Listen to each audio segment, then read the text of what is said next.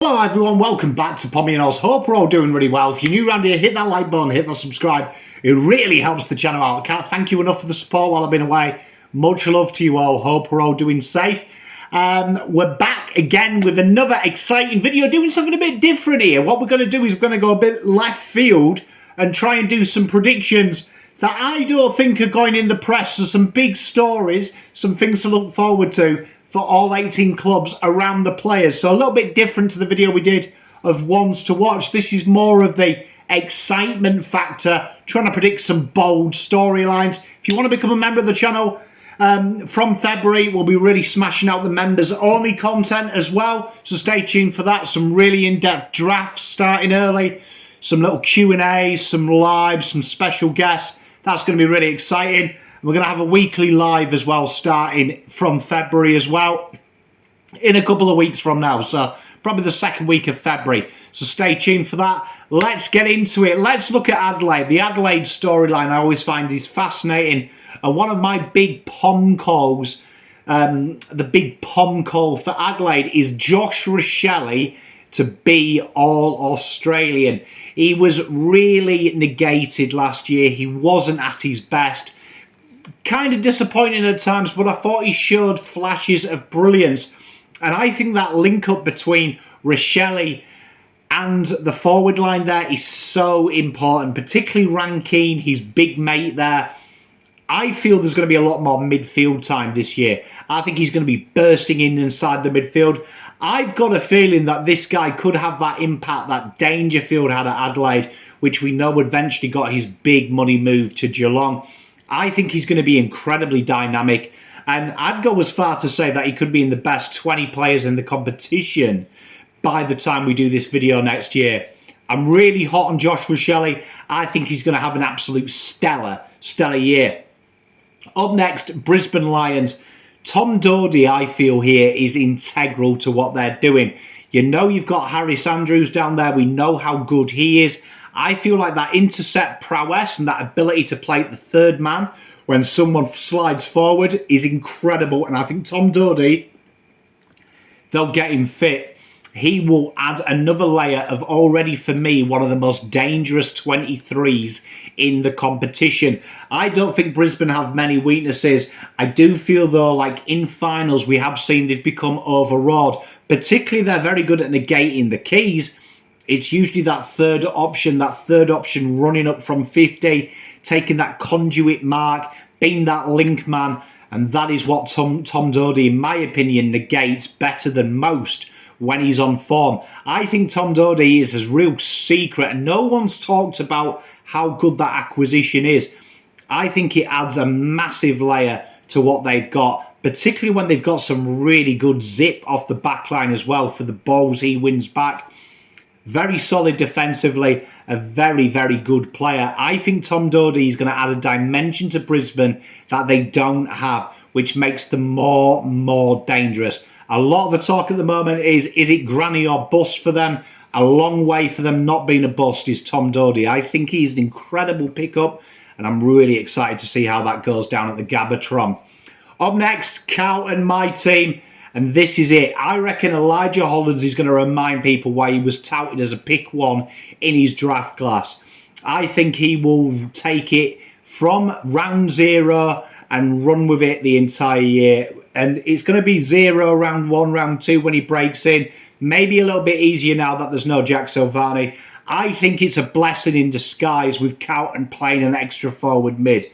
I think it adds a real diversity to Carlton. I think it makes them more unpredictable, which last year for me was my big bugbear with my side. At times were predictable. If you're running Connors, Jack Martin, Elijah Hollands, then Jackson Binns, players like that to come across the half-forward line makes it incredibly hard. And one thing for those who haven't seen Elijah at his best at junior football was his ability to launch deep and quick, take off, and get that into the goal square. And that is something that Carlton have lacked for large parts of last year, and that is something that we need to adapt.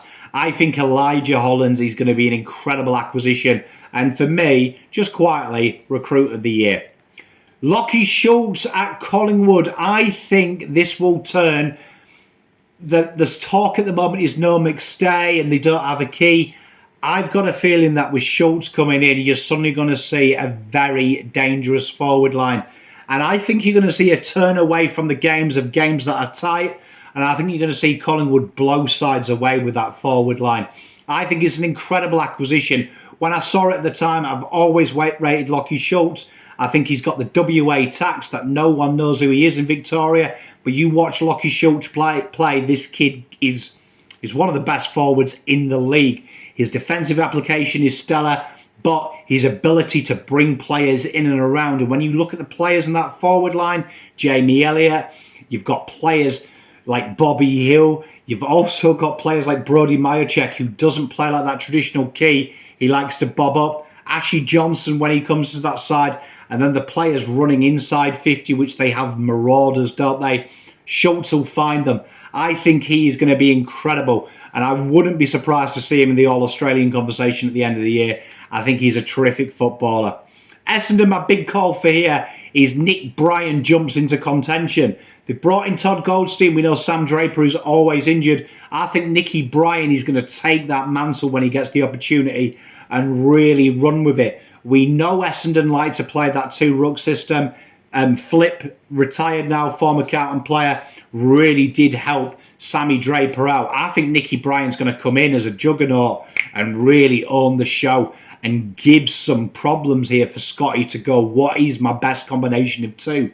Don't sleep on Nicky Bryan. I love what he's about. He's big, he's rambustious. He's shown mass improvements from when he was a draftee. I really think if he gets a bit of continuity in him with the midfield, that's going to help. I think the Xavier Dersma aspect really adds a different layer to Essendon. And even though I hate them as a Carlton fan, I want Essendon to do well because my dream is Richmond, Carlton and Essendon and the Pies are all in the mix together. That's what makes the game great. But I think Nicky Bryan is going to go a real step this year. I'm really excited to see what Nicky Bryan brings. I'm a big fan of his. Fremantle, I think you're going to see the return of Fife. No surprise on this show that I'm a big Nat Fife fan. I am a Natty fanboy, let's say it that way. I think Fife, big injuries last year, a lot of question marks. There's no substitute for class. I think Natty Fife is going to take it and run with it. And we're going to see something, not maybe of the old Fife on the ball, but I think in the half forward, the forward space, you're going to see the early Nat Fife when he was that little potent third mark. I reckon he's going to be really strong. I think Nat Fife is going to have a huge year, and I can't wait to see it. Geelong, big surprise this one from me. Brad Close. You know I like a guy that's a grafter in the forward line. I think Brad Close is going to start getting the plaudits he deserves. Now, when I speak to Geelong fans, you all rate Brad Close. When I speak to anyone who's not a Geelong fan, you're like, who the hell's he? Is that somewhere in Pakenham? Brad Close, for me, is what every forward line, every team has that wins a flag. He's tenacious, he's a trier, he takes his opportunities when he has to, but he makes it hard to exit D50 where all the scores are now. I feel like Brad Close is going to have a big year, and I think it's going to put him on the map. I think people are going to start talking about him. Brad Close is my pick to get some kudos. Gold Coast Suns. Dimmer coming in makes it really hard because he plays such a different game style to anyone else who's ever been at Gold Coast. But one player position that always seems to come out in that, no matter who plays there in Dimmer's career at Richmond, Sam Flanders. Real highly rated in the draft. He's got a real good turn of pace, good spatial awareness, decent user of the ball, box of tricks. Now, I'm not going to say he's a baby Dustin Martin at all because that puts too much pressure on the kid. But I think a lot of work goes through these types of players. And I think Sammy Flanders is going to be the beneficiary of Mr. Dimmer being there. Watch this space. I think Sam Flanders will absolutely fly this year. And I think he's going to surprise people and he's going to really jettison in there. Because at the moment when you look at Gold Coast, you've got Tucky Miller, you've got Matty Rao, you've got all them mids there, haven't you? That you just... yeah, okay, cool. They all get the plaudits. But for me, I think Sam Flanders is going to be the pick of the bunch. And I reckon he's going to really excel. GWS, another team that you can name midfielders after. Midfielders, can't you? You've got Whitfield, you've got Canelio, you've got Kelly. I think the big change here is when I've been watching Kingsley's side. is just how much dirty ball they win. And I think you're going to see a layer from that classy side that we remember 3 or 4 years ago under Leon shift into more of a hard-edged side. And I think Tom Green is going to be the real standout there. I see a lot of cripper in Tom Green, and I love the way he goes about it. And I think he's going to start to take over as the leader of that midfield and really control it and take GWS into that next layer of where they need to go. So watch this space. I think Tom Green becomes the leader of that midfield. Up next, Hawthorn. We know I like to talk about Hawks, and my big call is Mitch Lewis to finish in the top 5 of the Coleman Medal. I think he's going to fly this year. He's got the support now. Gunny's back. I think he's got the smalls now. He's got a real dangerous team with the Wizard, Watson in there, and Ginny. Makes it harder to defend. People always think that key forwards need another key forward, but I also think having dangerous smalls, particularly mid-sized ones like Gunny, who's that medium-sized player, makes it hard. You've got Bruce, you've got Ginnivan, and you've got Watson running around. They're a nightmare. Makes it hard for team selection. Do you go toe to negate him? I think Mitch Lewis, I really like what I saw last year, and he's a really underrated player and one that I'm really excited about. I think the guys down at Waverley Park should get excited because I think Mitch Lewis is going to fly and bang them in. And, you know, Roughhead announced today returning to Hawthorn. I think even though he's working in that kind of administrative recruitment role, don't be surprised that he has a little bit of a sniff with him. And you watch Mitch Lewis fly. I'm really looking forward to seeing him. Melbourne, Clayton Oliver returns to form. There is so much chatter about the off-season and about what's going on off the field. Leave the poor kid alone and let him play football and let him deal with what he's got to do off the field. I'm a big Clayton Oliver fan, and I'm going to back the man in. I reckon he's going to come back with a bang. I think he's going to sort out what's going on off field. I think there's going to be a lot of changes at Melbourne this year, but I think the testament of a man is when you knock him down, how he comes back. You know, the old Rocky saying, it's not about how hard you hit, it's how hard you can get hit and get back up. And I think Clayton's going to turn it on. I think you're going to remember him. I think people are forgetting about him. I think people are talking way too much about what he's doing off the field. Is he or isn't he? I think Clayton Oliver will remind everyone why he is a terrific footballer, and I can't wait to see it. North Melbourne, Larkey the Sparky. I think Nick Larkey is going to spark this year, and he's going to have a top 3 finish in the Coleman Medal, and he's going to go out with a bang and really show people what he's about. I love their forward line. I love what North Melbourne are building, and I think they're starting to get better personnel through there, and he's now becoming a bit more of a leader in that forward line with them emergence of them young players that are coming in. Really excited about seeing Nick Larkey play. I think he's going to turn it on. He's got everything he needs. He's got pace, athletic, he's strong, got a good eye for goal. I think Larkey's going to be brilliant. Up next, Port Adelaide. This might surprise you, but I've gone with Soldo flourishes in his new responsibility. We've seen Ruckman come from nowhere. Oscar McInerney being a big one for me. Darcy Cameron changing clubs, and no one thought he was a good ruckman. He's now a Premiership ruckman. I think Ivan Soldo is going to take that responsibility at Port and really fly and have a real big impact. Kind of underutilised at Richmond in my opinion, but I think at Port, the way Ken gets the ball, the way the midfield operate, I think Ivan Soldo is the perfect acquisition there, and I think he's going to have a superb year, and I can't wait to see Big Ivan flourish down at Port Adelaide Way. Richmond up next. Dustin Martin winds back the clock. Now everyone sleeps on Dustin, and they forget that 2017, in my opinion, is the best year of finals I've seen in the 11 years I've been in this great country. I think it was phenomenal, and I think people forget how good Dustin is. I suspect he'll play a little bit more forward now. I think that the new coach is going to give a bit more responsibility to the youth, as he has to. I think high half forward Dustin Martin is one of the most dangerous players, if not the most dangerous player in the comp in that position. I think he's going to take that responsibility. He's going to lead that forward line like a champ, and he's going to be an absolute terrific footballer. Stay tuned for that. He will be amazing. Max King becomes king of the mountain. I think Max King, I've got a feeling that going into the final 2 rounds, King, Larkey, Kerner and Cameron are going to be about neck and neck a goal each. And I think Max King absolutely delivers on his tremendous talent. And I think he'll be plus 60 this year.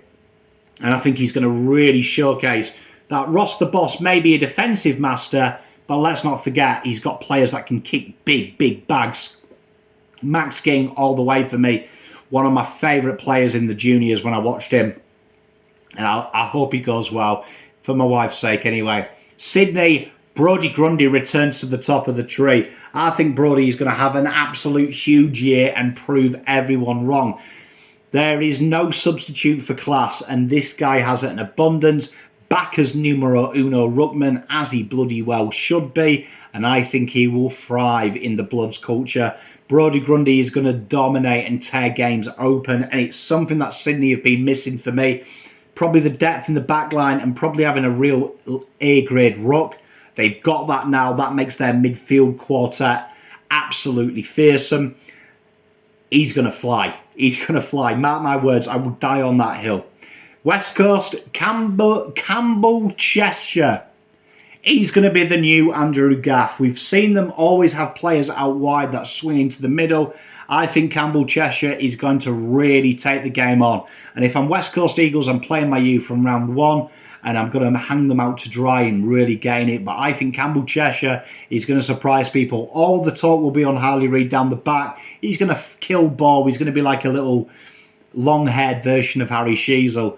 But the football connoisseurs among us will enjoy watching Campbell Cheshire do what he does best.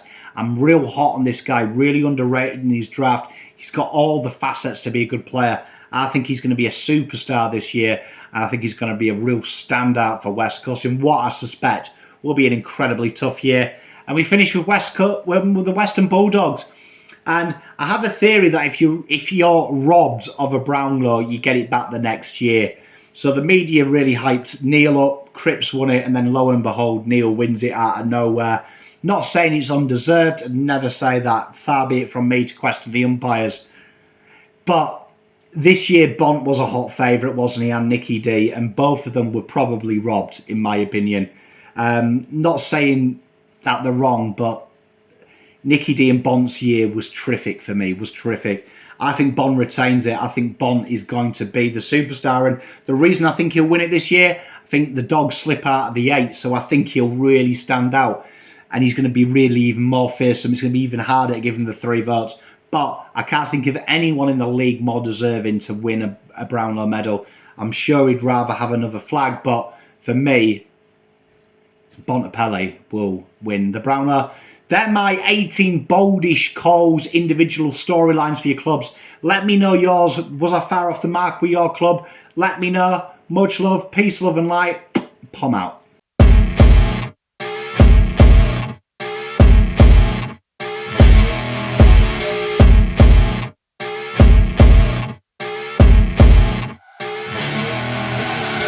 I see her rolling up, Uber black Cadillac, high heel boots and a sexy body full of tats. Baby's bad, oh baby's hella bad.